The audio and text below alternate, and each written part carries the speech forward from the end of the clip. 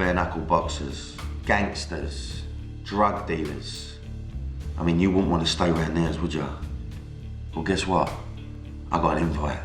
I'm moving in with some of the country's most dangerous men, so we can find out how they sleep at night. And judging by this mob, there's gonna be tears before bedtime.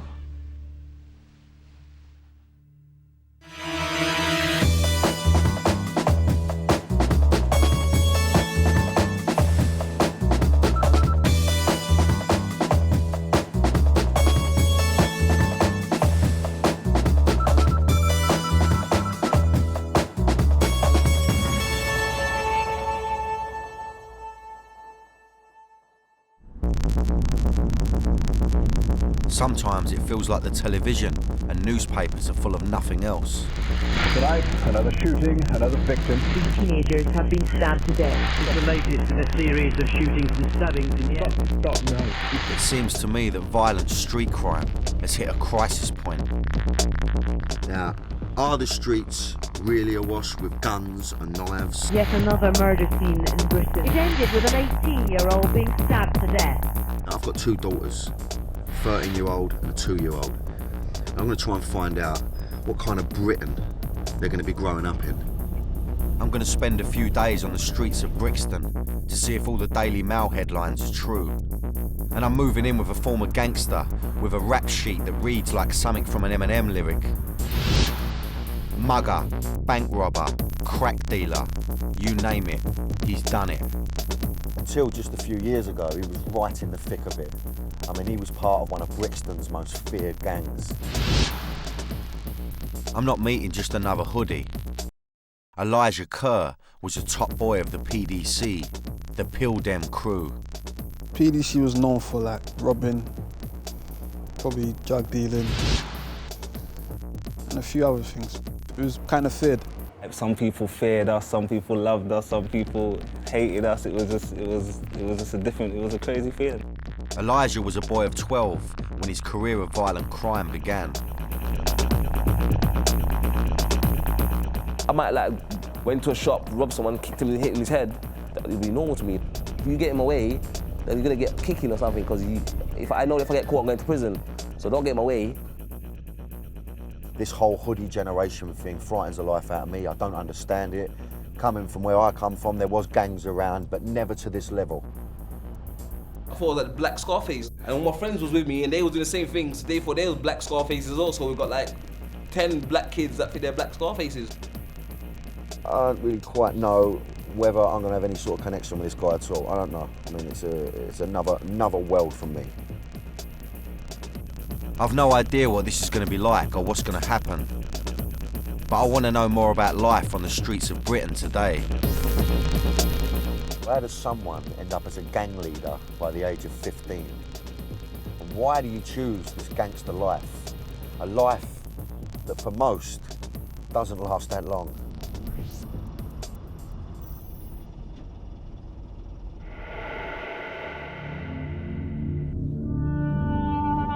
And it's at a makeshift memorial for another young life lost that I've arranged to meet Elijah.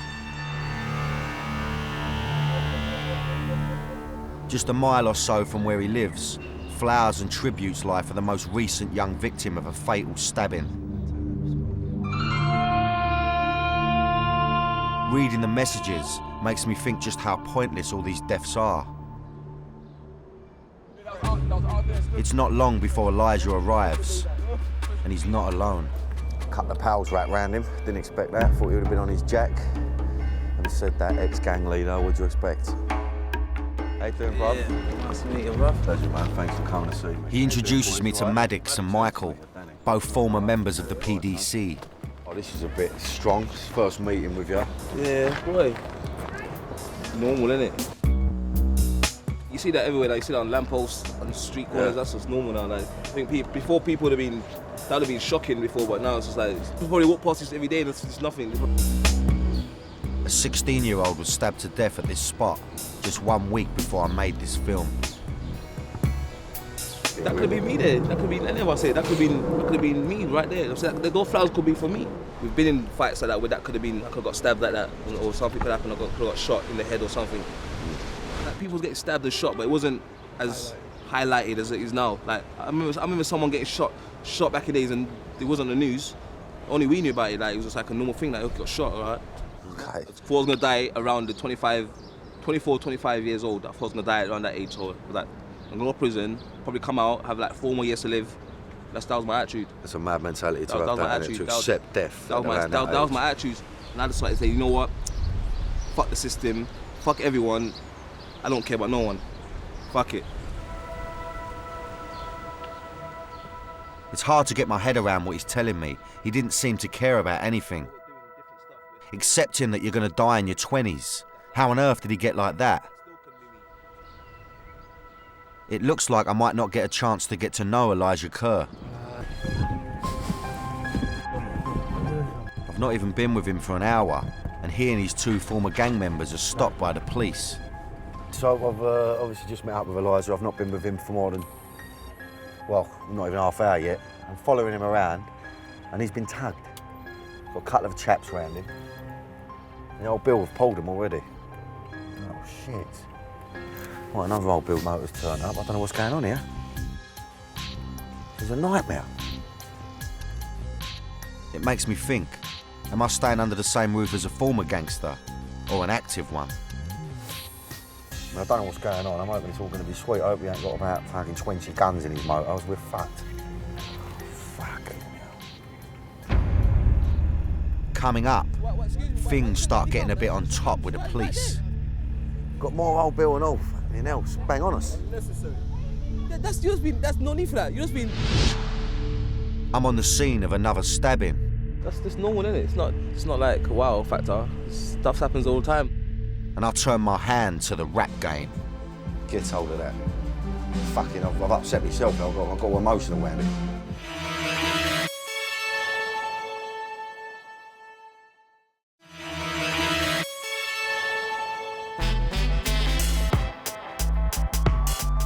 I'm deep in the heart of Brixton, South London. Living with Elijah Kerr, one of the town's most notorious former gangsters. I just don't understand the hoodie generation, so I'm here to find out how the gangster fantasy has become a reality. Getting involved in a dangerous and deadly lifestyle isn't my idea of fun. I remember someone getting shot back in the days, and it wasn't on the news. Only we knew about it. Like it was just like a normal thing. Like he got shot, alright. He says he's a reformed character, but I'm not so sure. Because less than an hour after meeting him, he and 2 of his former gang members, who he was driving with, have been stopped by the old Bill. I don't know what's going on. I'm hoping it's all going to be sweet. I hope he ain't got about fucking 20 guns in his motor. We're fucked. I'm just glad I'm not sitting in their motor. Usually I'll be driving about or something, but we decided to take the other car. So, fuck. There are 3 police cars and 5 officers. I think this might be serious. Because this car's being driven illegally. This gentleman hasn't got a driving licence, and that means he hasn't got a lot of insurance. That's no need for that. They always got something to say all the time. It's a tense situation. The banter isn't friendly. Just because they know us, they say this what happens all the time. I'm saying. I was going to say, I've been with you 20 minutes. Exactly, it's on you already. There you go. Got more old Bill and all. Fucking else. Bang on us. That's why I don't. You guys need anything out of this car? All the cars that we own, they're high risk, so they're known for like drugs, guns and all that. So obviously we get stopped all the time. They've not found any drugs or guns, but Maddox, who was driving, doesn't have a valid license or insurance. But it feels like there's more to this than meets the eye. It's more about who they are than just a traffic violation. The old Bill are obviously keeping a close eye on anyone with PDC connections. Why we're not on the floor lying down and all that? That's all we need. This is a mad one, this one. This is mental. Within the fucking first hour of meeting him, it's on us. The old Bill are on us. I mean, this is geezer that's out of crime now as well, apparently. I mean, fuck me, imagine what it was like when he was running around fucking robbing people. They claim they're legit, but I'm not sure that the police are so convinced. This is what we have to go through every day. Every day. We're trying to change our lives, we've got jobs, like we're looking after our sons, and this is what's happening. We have to deal with attitude like that. That's why nobody deals with the police when they're asking for information. because they're doing things like this. They can't come to us with trust because they're doing things like this. You understand? This happens every day, and the youths all around here, they see it. I'm seeing for myself just how tense it gets on the streets between those involved with the PDC and the law. This is the thing about the police, and the fact they're so not from this area. They ain't really got a clue about living on a tough estate like this, so it's hard for them to have any connection with them, I would have thought, to talk to them on a level, because they're never going to be able to understand. They're just there to nick them, for whatever reason that may be. And I'm not knocking the police, you know what I mean? The police have got a tough job to do, especially in London. But it's about trying to get a balance and trying to get some sort of relationship with the people that live on the estate. That's how you make it a better place, I would have thought, than making them the enemy. Welcome to the hood. Welcome to South London. Welcome to the estate.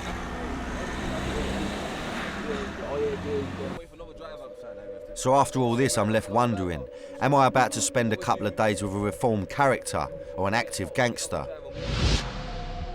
The first generation of the hoodie, who to me sounds like a really nasty piece of work. It was fast, high risk, pushing, shoving, grabbing people down the floor.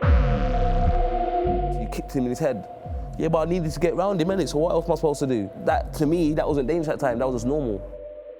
The people that we was doing it to, they must have thought, what the hell? They must have been like scared out their pants.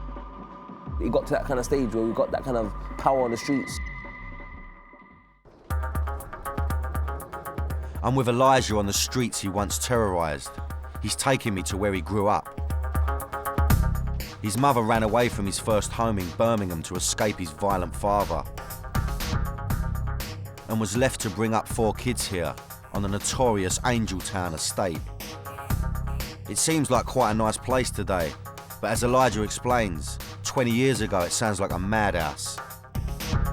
At that time, I hadn't seen an estate before. I had music pumping out speakers, weed was out, splitting, everyone was out, there was drug dealers about, it was like, I was like, fucking hell. Elijah's new surroundings were far from normal. Their house had previously been a crack den. Because it was a crack house, the lot of dealers were still hanging about. See, there was times when we was in the park playing and we was being kids, our surroundings are like people fighting, a lot of robbery talk, car thefts. From there, this went we went downhill. Barely out of short trousers, Elijah's head was turned by the local gangsters who surrounded him, even though he knew it was wrong. Most kids will look up, everything your dad does, you look and think, oh, I want to be just like my dad. But when you ain't got that now, then you look around the corner, you look to this guy. This guy's got a drug dealer, got all the cars, got all the girls. I want to be like him then. So that kind of made us aspire to want the flashy stuff, the money, the girls, all that stuff. I'm saying, because we was all money motivated. Girls and the money and cars. That whole kind of lifestyle, I'm saying that was appealing to me at the time. That's what you want, those things. So crime provided a way for them to get what they wanted, and they formed a gang called the PDC, the Dem Crew. Dem is like it's a Jamaican patois term for like robbing, taking. Like yeah, we're the Dem Crew. Take what we want, we do what we want. His crime career began with burglaries and muggings.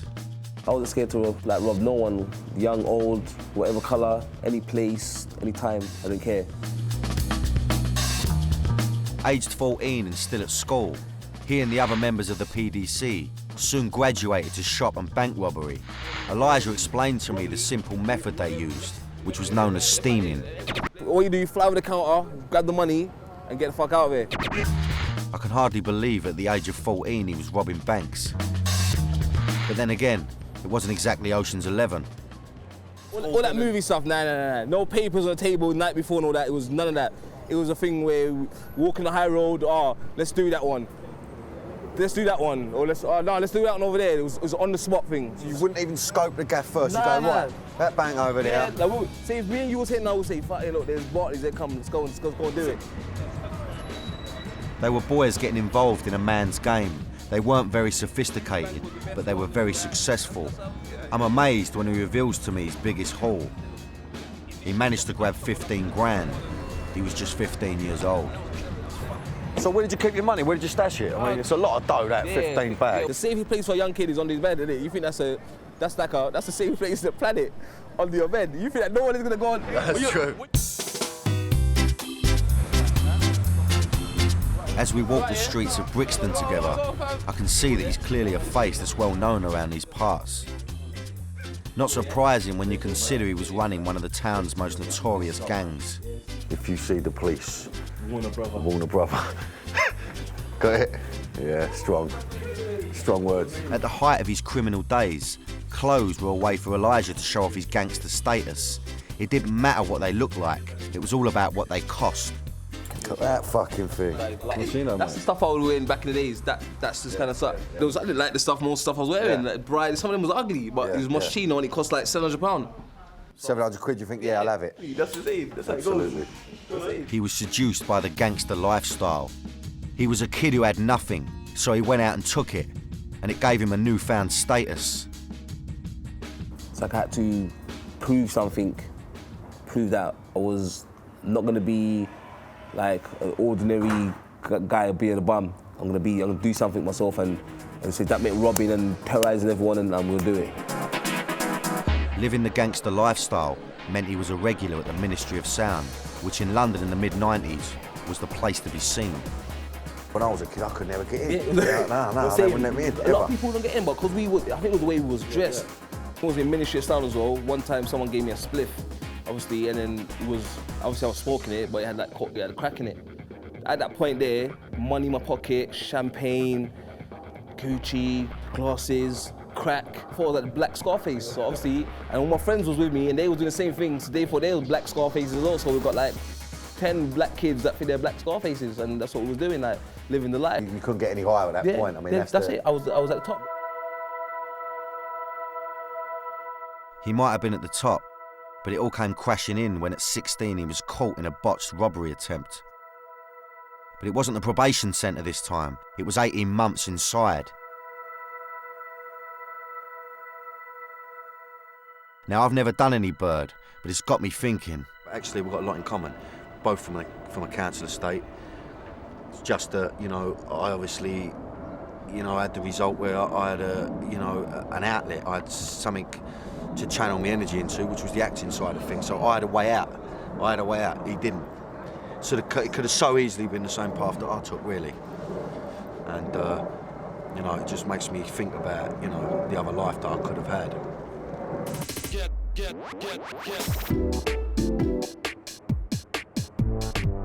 I'm keen to see where Elijah lives and where I'll be staying tonight.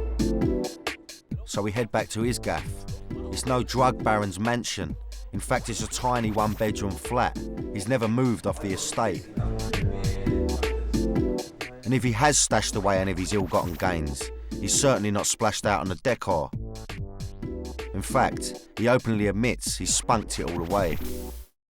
And I started thinking, what was I doing with this money? I started going back and thinking, okay, let me go back, rewind. Right, that Gucci thing was that much money, this was this. I bought that girl this, I bought this for that girl, I bought that ring, I bought this one. I'm calculating up and I'm thinking, oh, I spent a lot of money. Out of the back of the flat, I noticed some empty, boarded up houses. It's from there that Elijah's convinced the police have been watching him. I've seen the old building there before, just in there, look at my window. They knew that, I knew they was there. That's what. It's a fucking prime spot to watch as well, isn't it? Now the police don't waste their time watching any Tom, Dick or Harry, so he's clearly a major figure to them. Because if they weren't watching him at the back, they were smashing his door in at the front.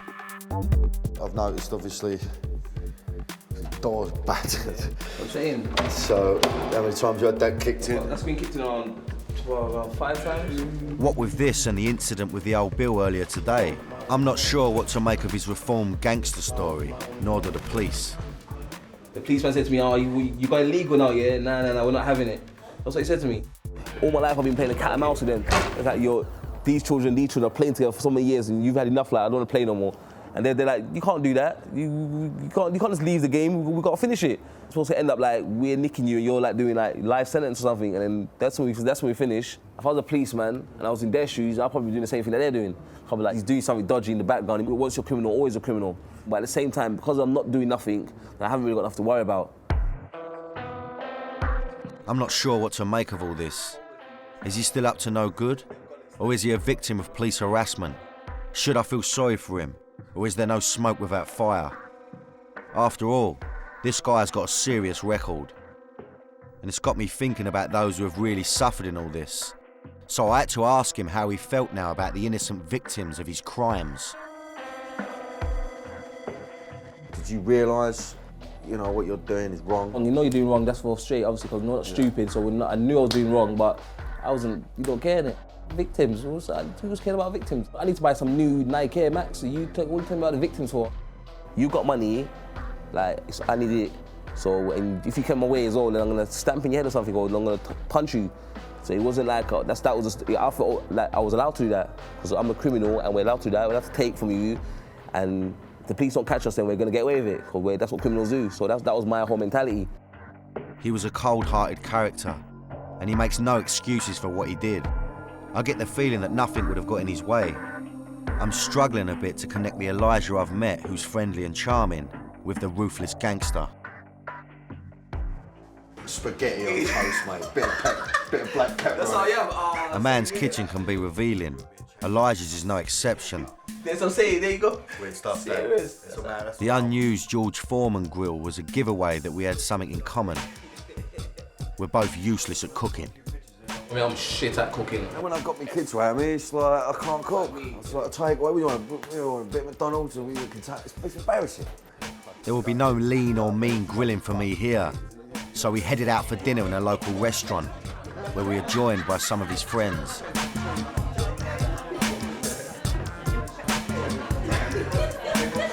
We'd ate well and were relaxing when Elijah got a phone call. Hello. Yo, what's happening? What happened? What happened on there? Yeah, for real. Just so we left. Something was happening back on the Angel estate. Once again, the police were involved. What's happening? Yeah, someone has got stabbed in the area when we just left. Coming up, we're on the scene of a stabbing. Oh, it's fucking just a horrible feeling. And look out, Eminem. I'll make my debut as a rapper. Oh, I fucking laugh. Why? It's just come from the heart.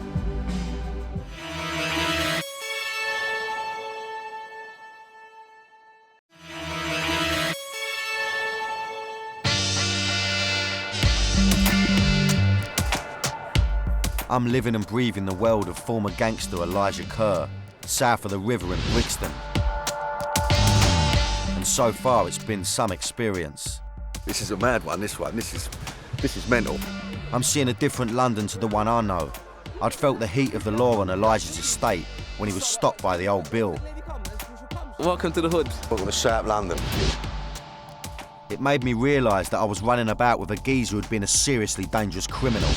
A man who didn't let anything get in his way. I wasn't scared to rob no one, young, old, whatever colour, any place, any time. I didn't care. As we sat in a restaurant eating dinner, it felt like things had calmed down. I couldn't have been more wrong. After all, it was Friday night in Brixton. While we were eating, Elijah received a phone call. Hello. There'd been another stabbing on the Angeltown estate, very close to where he lives.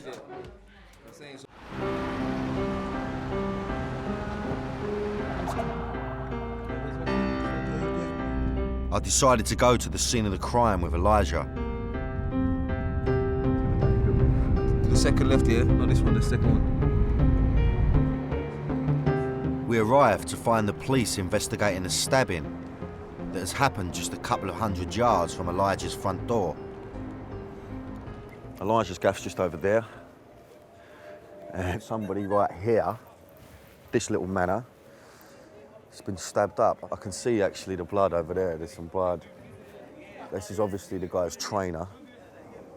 Oh, it's fucking just a horrible feeling. All the old Bill putting their forensic suits on now, look, you know what I mean? Just a normal Friday night, I suppose, in Brixton. This ain't nothing new to nobody that lives around here. As you drive around this estate, you clock that there's bits of tape just hanging off fences where it's taped off constantly. And obviously the old Bill just pull it when it's sorted, but it's just hanging off. There's one up there, there's one around there. It's like this red tape here.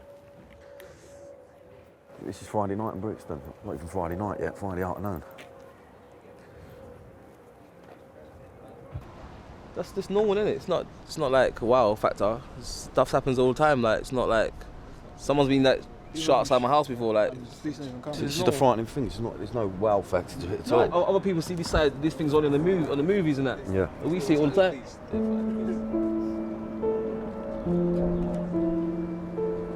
I can't believe how immune they are to all this. And I'm amazed that the attack has occurred in full view of the CCTV cameras. There's a camera over there, who's obviously overlooking that.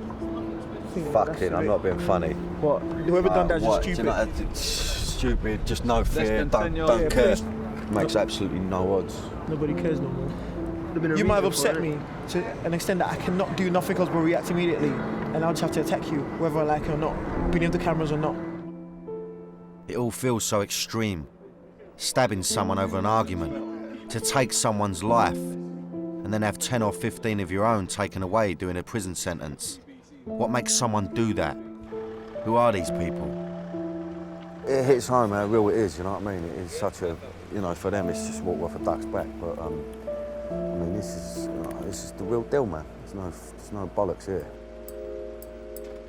I would have got more reputation for making more money, but now I think you get more bigger reputation. Is the more violent you are. So the more stabbings or probably the more shootings you are, you're the big man. We're off to meet some lads that Elijah knows from another estate in nearby Stockwell. Okay. We'll speak to some of the local lads around there. Okay, a few of the young boys, yeah. Saying, there's left into this estate coming up here. I want to ask those who live on these streets why violence and stabbings are becoming an everyday thing. It's hard to believe it's just about status and making a name for yourself. Do you think it's turning into now just this whole idea of everyone running around stabbing each other and it's just over, really, it's over nothing, isn't it? Well, yeah, really and truly, yeah, but me personally, caught up in it. But it's mostly like the youngers, like the little ones, like I think they have something to prove, like they What, feel as young as what, like 14, 15, like they might think they have something to prove so they can roll with the older ones, but that's probably about it, like they probably just take it out of hand, innit, like thinking, well, they get respect from the older ones. So you boys don't feel the pressure that you got to run around with knives on you? Not even, tell the truth. It's just a rare thing then, Elijah, I ain't being funny. Yeah, what you find, a lot of the guys now, they're kind of seeing that, you know what, it's not even worth it, because at the end of the day, what everyone's getting involved in and fighting over and beefing over, it's just something stupid. That's not everyone's like that, I'm saying. So these are the sensible ones out of a lot of lunatics. And if they want to get involved, they get involved, innit? Yeah. Some people don't want to get involved, then they don't get involved. So yeah, that's how it is, really. Yeah. It's up to them at the end of the day, the way I see it. The stakes have been raised to a whole new level, and it's really, really frightening. Where once it was fists and fighting, now it seems to be knives and death. I'm baffled as well. Like everyone else, I'm baffled.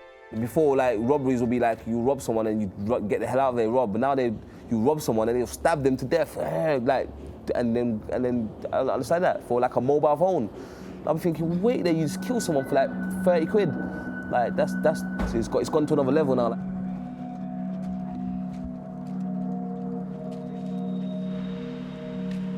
It's late, I'm knackered, and I'm glad to be back at Elijah's place. He lives alone, but I can see the flat is obviously equipped for kids. God, that's a mad looking rocking horse you got there.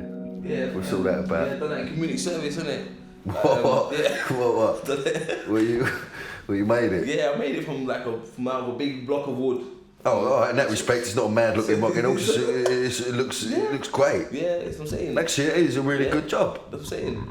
How long did it take you to make that? How many hours did I do? I done around, I think I had like 120 hours or something like that. So that's like...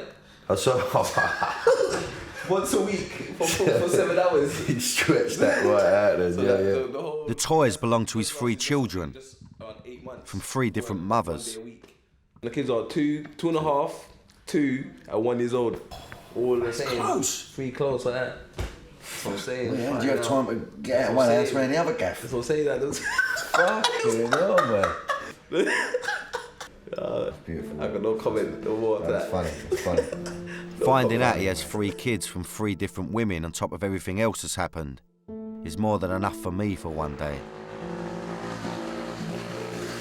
You know, this whole thing about the stabbing, that happened 30 seconds away from where we are now. That shook me up a little bit because it really does hit home. It really is real. So, a lot to take in, you know. I need a few hours kip and then crack on again with him tomorrow. Next morning, and it's time for breakfast. You know what I'd like? A nice bit of eggs Benedict, right? With a nice waffle, right? With a bit of poached egg. You'll be lucky. No way. I can't cook, so basically, cereal is like a hot toss. It's Frosties. Or Frosties. See, that's what I'm saying. Look at that. Look at that. Trying to make cereal. That's what I'm saying. That's how you know this is serious stuff. No, you've done well there. Very well done. Done well.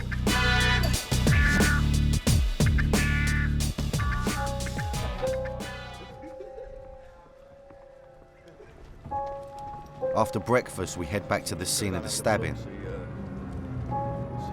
I want to see the aftermath of the incident. That's the blood. That's the blood over there. Yeah, got it. It's a fucking pool of blood, that, isn't it? This was an incident the police had described as minor. It's not a nosebleed, is it? Let's be honest. I mean, how can that be minor? If you're not try telling the geezer's mother that's minor. It's minor, yeah. You know what I mean? Why don't they clean that shit up? Yeah, they didn't clean it up as well. I was just about to say that. Just let me clean kids up. Playing around here, do you know what I mean? Just left it there. No, I want to get away from that, actually. It's kind of dirty, yeah. Oh, fuck that. It's wank. Thankfully, the victim survived, but it seems to have reached the stage where as long as nobody dies, it's a minor incident. By a strange coincidence, Elijah was going to bring me here anyway. This is the same part of the estate where he reached the peak of his criminal activity. Crack dealing. Well, he wasn't going to be a plumber, was he? After his release from prison for robbery at 17, he tried to go legit as a music events organiser, but it didn't work out. Got people saying to me, "Got bank account?" Like, what bank account for what? Like, what do you mean bank account? I don't You didn't have a bank account? No, like my money goes in my box. Like my money goes in my room, and I don't need bank account. But I didn't know about all this kind of stuff. Right. So I said, you know what, this is it for me. I'm going back to I need to do something else. And I said, you know what, drug game.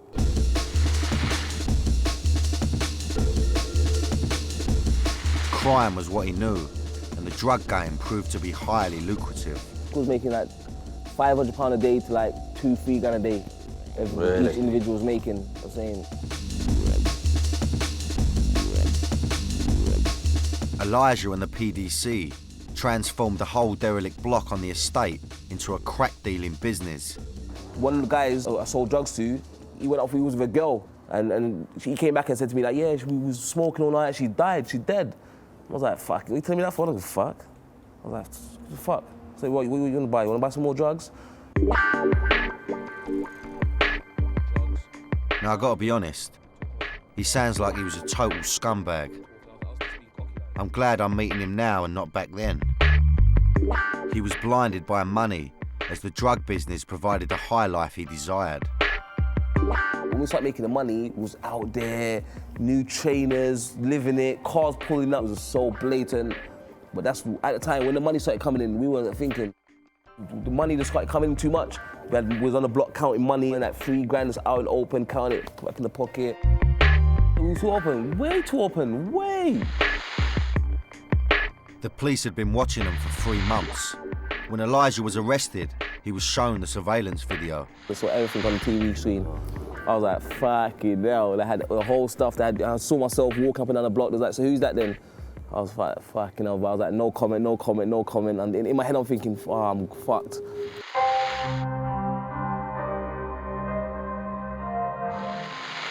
I can't help but think greed and arrogance was their downfall. The police had a watertight case. Elijah and 12 others were heading to prison. He would serve 2 years for his drug offences. On the inside, he decided that he would try the music business again, and he was going to do it with his best mate. But they would never get to work together. On the night before Elijah was released, Justin was shot dead. That hit me hard. I was like, whoa, like this, that was unexpected. that was going to happen. And obviously he was going to help me. He was part of my new plan that I was about to bring out to the roads, like the business plan for the record label. Like, he was going to be my business partner, obviously. So that was like a big hit, but at the same time it was like, you know what, I'm definitely going to do this now. On his release, the gang awaited, but with his best friend dead and the prospect of a future spent in and out of prison, Elijah made a move that stunned the PDC. I said, I'm going to do something controversial. I'm going to use the same crew that we've got, the same element that we've been using to do drugs and robberies now. I'm going to do it into a record label form.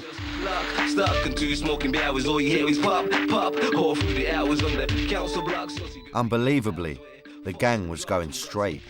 And use the exact format we were using. Same guys, instead of that guy holding the gun, instead of that guy doing drugs, he's going to be the graphic designer. Instead of that guy doing that, I'm going to make him do the production. Yeah, before we would have got bags of drugs, I got bags of CDs, you see it? Yeah. Feel me? PDC, you know?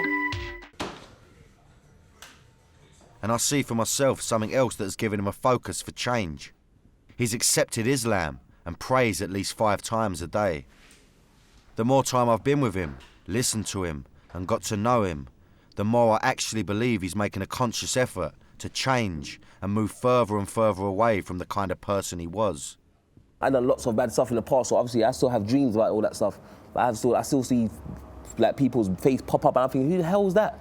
But obviously that's like your subconscious, like that's things from your subconscious that you saw at the time, but because at the time you didn't understand what you was doing or you just didn't care, it wasn't affecting you. But now my mind's changed, like those things pop back up. I'm like, fuck, you know, like when I remember certain things, I think, fuck, you know, what was I doing? How I was living a couple of years ago, I should have been dead, innit? So every day I pray, I'm thankful for that I'm still here and I've kind of changed my whole ways and the record label's here now and all this stuff's going on for me now. So I say, you know what, I'm thankful for it. It's more form of discipline as well for yourself.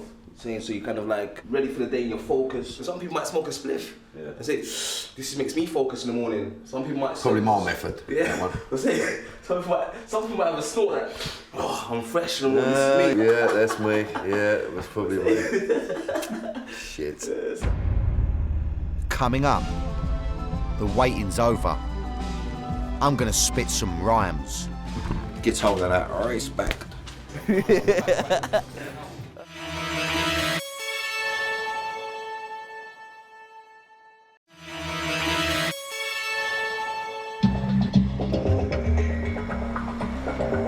I'm in Brixton, South London, living with former street gangster Elijah Kerr, and I've had a mad couple of days. At first, I wondered if he really was a reformed character, as we felt the heat of the law. Boy, I hope he ain't got about fucking 20 guns in his motos, we're fucked. Because he was a man who turned his hand to any crime. I need to do something else, and I said, you know what, drug game. So that meant robbing and terrorising everyone, and I'm gonna do it. But after spending time with him, I've come to see that he now wants to be a face for all the right reasons. Having turned his gang, the once notorious PDC, into a record label. Yeah, before we would have got bags of drugs, I got bags of CDs, you see it? Today I'm going with Elijah to the studio, and on the way we stopped to pick up one of the young rappers he's been working with. I'm introduced to KC, who's 19 years old and on a tag, awaiting trial on a charge of possessing an offensive weapon. The prospect of prison terrifies me, so how does he feel about it? Boy, obviously I don't want to be sitting in jail, and to me it's not glamour. Some people want that, some people... Is it true? Some of these kids, they don't mind, they like the idea of that, they think that it's going to make them a face. A lot of people now, they want something to talk about, they want people to know they've been in jail, like give a little image. Like, it's not really me, it's not what I want to do, innit? But someone has that mentality to have that though, innit? To want to go to prison. It's the way it's to be banged up, like, but then you come out and then you can rap about it or you can talk about it on the street, and that's, do you know what I mean? That's like that's a mad mentality to snap out of that. I'm about to see the new PDC in action. Are they as serious about music as they were about crime? They're producing a new track, and guess who's being roped in to make his rap debut? So I'm going to write a little introduction. We're going to do 8 bars each, and we're going to do a song, track, and it's going to be a banger. I'm saying. stick to the concept though, living dangerously. I'm living in the hood, but life isn't all good. I've got problems, my life's been misunderstood. Stereotyped and my whole life has been a hype. I've seen guns in the night, crack on the pipe. London is strife-ridden, the tension's getting higher. I'm feeling like I'm part of the business like Dyer. I took the best of us and left scars on the rest of us. Pistol, I can't wait to see you in heaven, cuz. I'm impressed. They're good. But the standard might be about to drop dramatically. It's my turn, and I'm far from relaxed about it. Shitting my pants, making my debut on the rap scene. I think it's about time. It's been a long time coming. Nearly 32 now, so time to express me fucking self. Right, sweet as.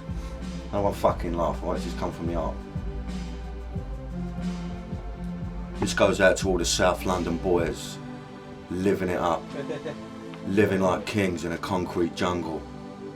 Respect to anyone who's lost their lives on the streets. Respect to anyone who's living dangerously. Yeah, that's how it works. Yeah. Get told that shit. Yeah. Get told that. Respect when it says Fuck it, respect. I've upset myself. I've got emotional around it. Upset myself. Fuck it, I've upset myself. Get told of that. Respect.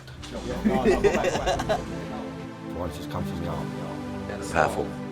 Fucking, I've upset myself. Elijah's trying to make a name for himself, but this time through music. Through crime, he got a taste for the high life and he liked it. He clearly wants to be a face once again, but this time without breaking the law. I still want to buy Bentleys and I still want a big house on the beach and I still want to live nice. I still want people around me to live nice. I still want it, but we're going by it a different way this time. I'm saying so. I still like jewelry and I still like nice things, but definitely by a much more deserved way. And this time, when you get it now, you appreciate it more because I've worked hard for it.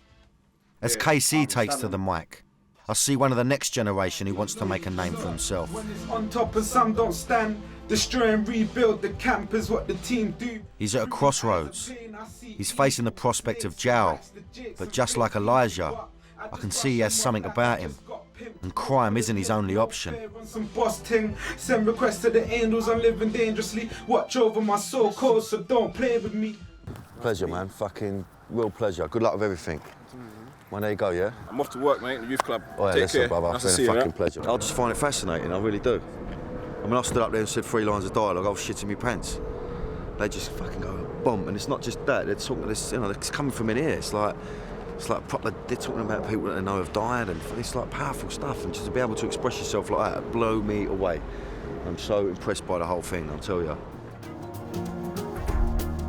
My time in Brixton with Elijah has come to an end. I've realised something positive has come out of his past. People listen to him because he's seen it, he's done it, and got quite a few t-shirts. I've learned that, you know, these kids need people like you around them because you've done it. You've done the bird for it, you made a point, you don't lecture them. Can't lecture them. Yeah, you can't lecture them, no way. You listen to you and you channel it in the right way. You can still make more money in the streets in one day than you can probably make in doing anything legal. But at the same time, that's a short journey. I'm saying that's most of the time you end up dead or in prison. I can see a bigger dream right now, so it's me working hard and coming out of it is worth it. I'm saying so I can see that what we're working towards is going to be much bigger than anything that can ever possibly happen in the streets. This goes out to all the South London boys, living it up, living like kings in a concrete jungle. Respect to anyone who's lost their lives on the streets. Respect to anyone who's living dangerously.